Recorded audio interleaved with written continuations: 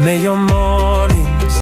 Ang unang sulat ni Juan, unang kabanata. Sumusulat kami sa inyo tungkol sa Kanya na sa simula pa'y Siya na, ang salitang nagbibigay buhay. Narinig namin Siya at nakita, napagmasdan at nahawakan. Nang mahayag ang buhay, nakita namin Siya.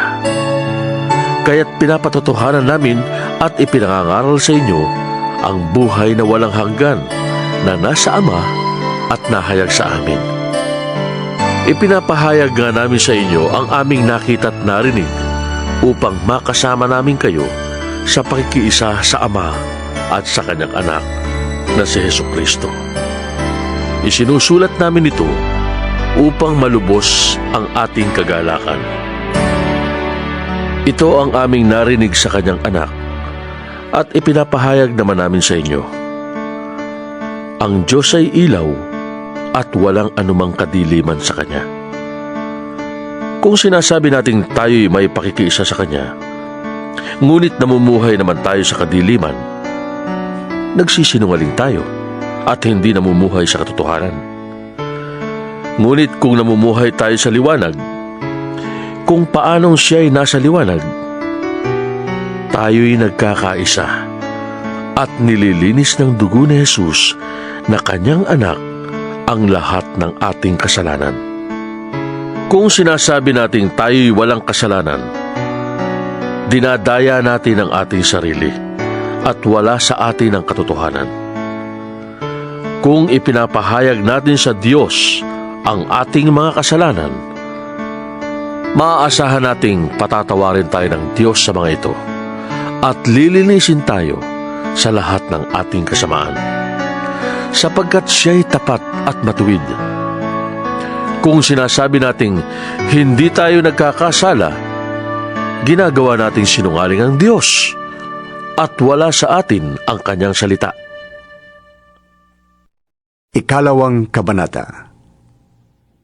Mga anak, isinusulat ko ito sa inyo upang huwag kayong magkasala. Ngunit kung magkasala ang sinuman, may tagapamagitan tayo sa Ama, si Hesukristo, na kailanmay hindi nagkasala. Si Kristo ang handog sa ikapagpapatawad ng ating mga kasalanan at ng kasalanan ng lahat ng tao. Nakakatiyak tayong nakikilala natin ang Diyos kung sinusunod natin ang Kanyang mga utos. Ang nagsasabing, nakikilala ko Siya, ngunit hindi naman sumusunod sa Kanyang mga utos ay sinungaling at wala sa Kanya ang katotohanan. Ngunit ang tumutupad sa salita ng Diyos ay umiibig sa Diyos ng wagas. Sa ganito natin nalalaman kung tayo'y talagang nasa Kanya. Sino mang nagsasabing nananatili siya sa Diyos ay dapat mamuhay kung paano namuhay si Hesukristo. Mga minamahal, hindi isang bagong utos ang isinusulat ko sa inyo, kundi ang dating utos na nasa inyo na sa simula pa. Ito'y ang mensaheng narinig na ninyo. Ngunit may tuturing na isang bagong utos ang isinusulat ko sa inyo, sapagkat napapawi na ang kadiliman at lumiliwanag na ang tunay na ilaw. Ang katotohanan nito'y nasaksihan sa buhay ni Kristo at nakikita rin naman sa atin. Ang nagsasabing Siya'y nasa liwanag, ngunit napopuot sa kanyang kapatid, ay nasa kadiliman pa. Ang umiibig sa kanyang kapatid ay nananatili sa liwanag at walang panganib na mahulog siya sa kasalanan. Ngunit ang napopuot sa kanyang kapatid ay nasa kadiliman pa. Lumalakad siya sa kadiliman at hindi niya nalalaman ang kanyang pupuntahan, sapagkat binulag siya ng kadiliman. Sumusulat ako sa inyo, mga anak, sapagkat ipinatawad na ang inyong mga kasalanan, alang-alang kay Kristo. Sumusulat ako sa inyo, mga ama, sapagkat nakikilala niyo siya na sa simula pa'y siya na. Sumusulat ako sa inyo, mga kabataan, sapagkat tinalo na ninyo ang masama. Sinulatan ko kayo, mga anak, sapagkat nakikilala ninyo ang Ama. Sinulatan ko kayo, mga ama, sapagkat nakikilala niyo siya na sa simula pa'y siya na. Sinulatan ko kayo, mga kabataan, sapagkat malalakas kayo. Nananatili sa inyo ang salita ng Diyos at tinalo na ninyo ang masama. Huwag ninyong ibigin ang sanlibutan o ang mga bagay na nasa sanlibutan. Ang umiibig sa sanlibutan ay hindi umiibig sa Ama. Ang lahat ng nasa sanlibutan, ang masasamang nasa ng laman, ang mga nakakatukso sa paningin, at ang lahat ng bagay na ipinagmamalaki sa mundong ito ay hindi nagmumula sa Ama, kundi sa sanlibutan. Mawawala ang sanlibutan at ang lahat ng hinahangad nito. Ngunit ang mga sumusunod sa kalooban ng Diyos ay mabubuhay magpakailanman. Mga anak, malapit na ang wakas. Tulad ng narinig ninyo, darating ang kaaway ni Kristo. Ngayon nga'y marami nang lumilitaw na mga kaaway ni Kristo. Kaya't alam nating malapit na ang wakas. Kahit na sila'y mga dati nating kasamahan, ang mga taong yun ay hindi natin tunay na kasama. Sapagkat kung sila'y tunay na atin, nanatili sana silang kasama natin. Ngunit umalis sila. Kaya't maliwanag na silang lahat ay di tunay na atin. Ngunit ipinagkaloob na sa inyo ang Espiritu Santo, at dahil dito, kayong lahat ay may pagkaunawa. Sumusulat ako sa inyo, hindi dahil sa di nyo alam ang katotohanan. Alam nyo ito, at alam din nyong walang kasinungalingang nagmumula sa katotohanan. Sino nga ba ang sinungaling? Hindi ba ang ayaw kumilala na si Jesus ang Kristo? Ito nga ang kaaway ni Kristo, ang ayaw kumilala sa Ama at sa Anak. Ang di kumikilala sa Anak ay di rin kumikilala sa Ama. Kapag kinilala ninuman ang Anak, pati ang Ama'y nasa Kanya. Pakaingatan nyo sa inyong puso ang narinig ninyo sa simula pa. Kung gagawin nyo ito, mananatili kayo sa Anak at sa Ama. At ito ang ipinangako sa atin ni Kristo, ang buhay na walang hanggan. Ang isinusulat ko sa inyo ay tungkol sa mga nagnanais na iligaw kayo. Ang Espiritu'y ipinagkaloob na ni Kristo sa inyo. At habang ang Espiritu'y nananatili sa inyo, hindi na kailangang turuan kayo ni numan. Ang Espiritu ang nagtuturo sa inyo tungkol sa lahat ng bagay. At totoo ang itinuturo niya, hindi kasinungalingan. At tulad ng itinuro ng Espiritu, manatili kayo kay Kristo. Kaya nga, mga anak, manatili kayo sa Kanya upang maging panatag ang ating loob sa muling pagparito niya at hindi tayo mahiya sa Kanya sa araw na yon. Kung alam niyong si Kristo'y matuwid, dapat din niyong malaman na ang bawat gumagawa ng matuwid ay anak ng Diyos. Ikatlong kabanata. Tingnan ninyo kung gaano kalaki ang pag-ibig sa atin ng Ama. Tinatawag niya tayong mga anak ng Diyos. At yan ang totoo. Ito ang dahilan kung bakit hindi tayo nakikilala ng mga makasanlibutan. Hindi nila kinikilala ang Diyos. Mga minamahal, anak na tayo ng Diyos ngayon. Ngunit hindi pa nahahayag ang magiging kalagayan natin. Ngunit, alam nating sa pagparitong muli ni Kristo, tayo'y matutulad sa Kanya. Sapagkat makikita natin kung sino talaga siya. Kaya't ang sino mang may ganitong pag-asa ay nagsisikap na maging malinis tulad ni Kristo. Ang bawat nagkakasala ay lumalabag sa kautusan ng Diyos, sapagkat ang kasalanan ay paglabag sa kautusan. Nalalaman niyong naparito si Kristo upang pawiin ang ating mga kasalanan, at siya'y walang kasalanan. Ang nananatili sa Kanya ay hindi nagpapatuloy sa pagkakasala. Ang sino mang nagpapatuloy sa pagkakasala ay hindi nakakita ni nakakilala sa Kanya. Mga anak, huwag kayong padaya kanino man. Ang sino mang gumagawa ng matuwid ay matuwid tulad ni Kristo. Ang nagpapatuloy sa pagkakasala ay kampo ng dyablo, sapagkat sa simula pa'y gumagawa na ng kasalanan ng dyablo. Naparito ang anak ng Diyos upang wasakin ang mga gawa ng dyablo. Ang tinanggap ng Diyos bilang anak niya ay hindi nagpapatuloy sa pagkakasala, sapagkat siya ay may bagong buhay na galing sa Diyos. At dahil ang Diyos ang ama niya, hindi siya maaaring magpatuloy sa pagkakasala. Dito makikilala kung sino ang mga anak ng Diyos at kung sino ang mga anak ng dyablo. Ang sino mang hindi gumagawa ng matuwid at hindi umiibig sa kanyang kapatid ay hindi anak ng Diyos. Ito ang turong narinig na ninyo sa simula pa. Magmahalan tayo. Huwag tayong tumulad kay Cain.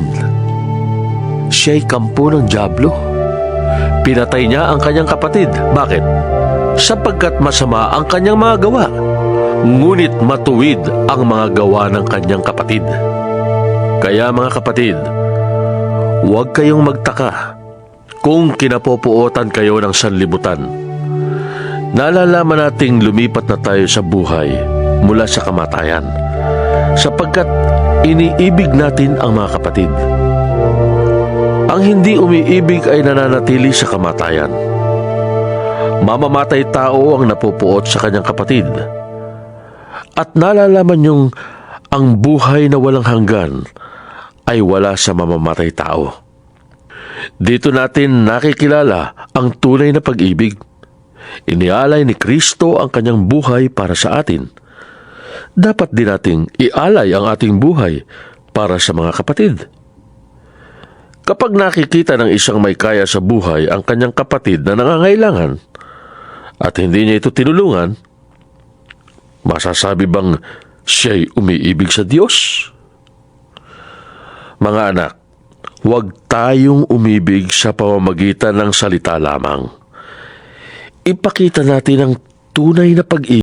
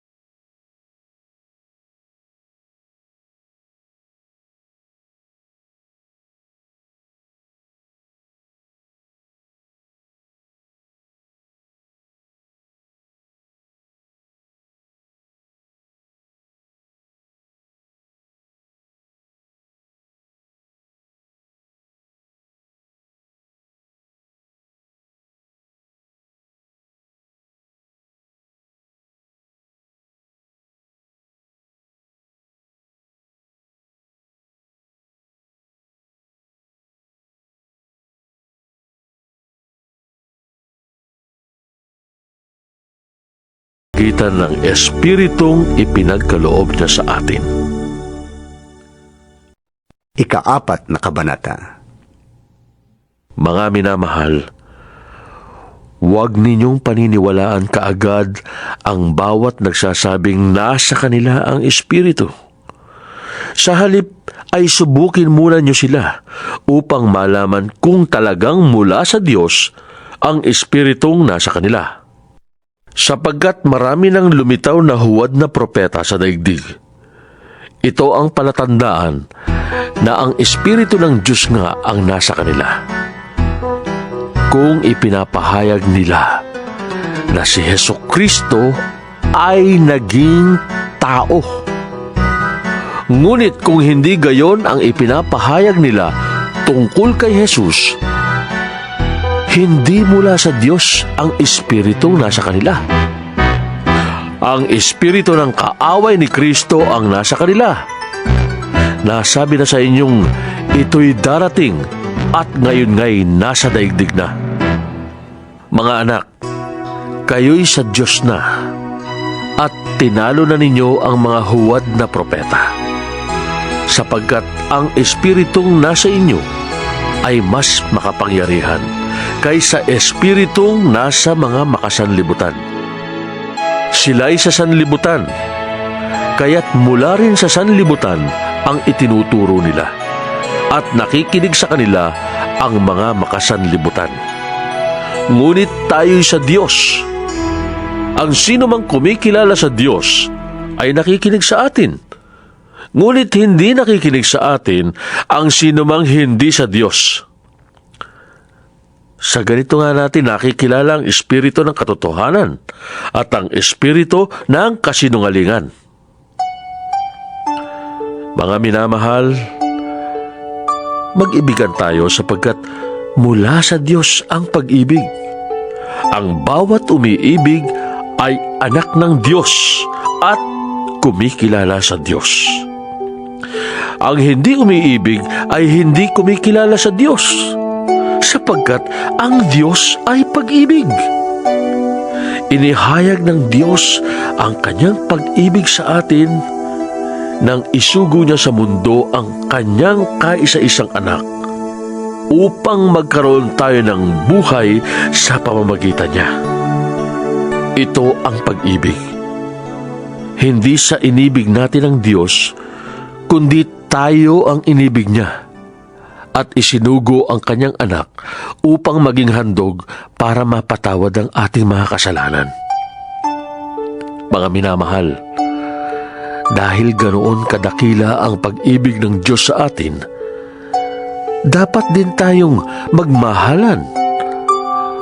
Wala pang taong nakakita sa Diyos kailanman. Ngunit kung tayo'y nag-iibigan, nasa atin ang Diyos at nagiging ganap sa atin ang kanyang pag-ibig. Nalalaman nating nananatili tayo sa Diyos at siya naman sa atin, sapagkat pinagkalooban niya tayo ng kanyang Espiritu. Nakita namin at pinapatotohanang isinugo ng Ama ang kanyang anak upang iligtas ang sanlibutan. Ang nagpapahayag na si Jesus ang anak ng Diyos ay nananatili sa Diyos at ang Diyos namay nananatili sa Kanya. Nalalaman natin tayo'y iniibig ng Diyos at lubos tayong nananalig sa katotohanan ito. Ang Diyos ay pag-ibig. Ang nagpapatuloy na umiibig ay nananatili sa Diyos at ang Diyos ay nananatili naman sa Kanya. Ang pag-ibig ay nagiging ganap sa atin, kaya't hindi natin kinatatakutan ng araw ng paghukom, sapagkat tayo'y tulad ni Kristo. Kahit nasa daigdig pang ito, walang kasamang takot ang tunay na pag-ibig, sapagkat pinapawi ng pag-ibig ang anumang pagkatakot. Hindi pagganap ang pag-ibig ng sino mang natatakot, sapagkat ang takot ay kaugnay ng parusa. Tayo'y umiibig sapagkat ang Diyos ang unang umibig sa atin. Ang nagsasabing, iniibig ko ang Diyos, subalit napupuot naman sa kanyang kapatid, ay isang sinungaling. Kung ang kapatid na kanyang nakikita ay hindi niya magawang ibigin, paano niya maiibig ang Diyos na hindi niya nakikita? Ito ang utos na ibinigay sa atin ni Kristo. Ang umiibig sa Diyos ay dapat ding umibig sa kanyang mga kapatid. 5 kabanata. Kung tayo'y sumasampalataya na si Jesus ang siyang Kristo, tayo nga'y mga anak ng Diyos. At sino mang umiibig sa Ama ay umiibig din sa anak. Ito ang palatandaang iniibig natin, ang mga anak ng Diyos. Kung iniibig natin ang Diyos at tinutupad ang kanyang mga utos. Sapagkat ang tunay na umiibig sa Diyos ay ang tumutupad ng kanyang mga utos. At hindi naman mahirap sundin ang kanyang mga utos, sapagkat ang sanlibutan ay kayang talunin ng bawat anak ng Diyos at nagtatagumpay tayo sa pamamagitan ng pananampalataya. Sino ang nagtatagumpay laban sa sanlibutan? Ang sino mang sumasampalataya na si Jesus ang anak ng Diyos. Si Jesucristo ang naparito sa pamamagitan ng tubig at ng dugo. Hindi sa pamamagitan ng tubig lamang, kundi ng tubig at dugo. Ang Espiritu ang nagpapatotoo tungkol dito, sapagkat ang Espiritu ay katotohanan. Tatlo ang nagpapatotoo: ang Espiritu, ang tubig, at ang dugo. At iisa ang patotoo ng tatlong ito. Tinatanggap natin ang patotoo ng tao, ngunit lalong matibay ang patotoo ng Diyos. At ito ang patotoo ng Diyos tungkol sa kanyang anak. Ang sino mang nananalig sa anak ng Diyos ay naniniwala sa patotoong ito. Ngunit ang Diyos ay ginagawang sinungaling ng sino mang ayaw maniwala sa Diyos, sapagkat hindi siya naniniwala sa patotoo nito tungkol sa kanyang anak. At ito ang patotoo: ipinagkaloob sa atin ng Diyos ang buhay na walang hanggan, at ito'y makakamtan natin sa pamamagitan ng kanyang anak. Kung kanino nanatili ang anak ng Diyos, siya ang may buhay na walang hanggan. Ngunit wala nito ang taong wala sa kanya, ang anak ng Diyos. Isinusulat ko ito sa inyo upang malaman ninyo na kayong nananalig sa anak ng Diyos ay may buhay na walang hanggan. Hindi tayo nag-aatubiling lumapit sa Kanya, sapagkat alam nating ibibigay Niya ang anumang hingin natin sa Kanya na naaayon sa Kanyang kalooban. At dahil alam nating pinapakinggan nga Niya tayo, alam din nating ibinibigay Niya ang bawat hinihiling natin sa Kanya. Kung makita nino man na ang kanyang kapatid ay gumagawa ng kasalanang di hahantong sa kamatayan, ipanalangin niya ang kapatid na iyon sa Diyos na magbibigay sa kanya ng bagong buhay. Ito'y para sa mga kapatid na ang kasalanan ay hindi humahantong sa kamatayan. May kasalanang hahantong sa kamatayan, at hindi ko sinasabing idalangin ninyo ang sino mang gumagawa nito. Ang lahat ng gawaing di matuwid ay kasalanan, ngunit may kasalanang hindi hahantong sa kamatayan. Alam nating ang mga anak ng Diyos ay hindi nagpapatuloy sa pagkakasala, sapagkat iniingatan sila ni Jesucristo, at hindi sila maaaring galawin ng dyablo. Alam nating tayo'y mga anak ng Diyos, kahit na ang buong sanlibutan ay nasa kapangyarihan ng dyablo. At nalalaman nating naparito na ang anak ng Diyos at binigyan niya tayo ng pangunawa upang makilala natin ang tunay na Diyos. At tayo'y nasa tunay na Diyos sa kanyang anak na si Jesucristo. Siya ang tunay na Diyos at buhay na walang hanggan. Mga anak, Lumayo kayo sa mga Diyos-Diyosan.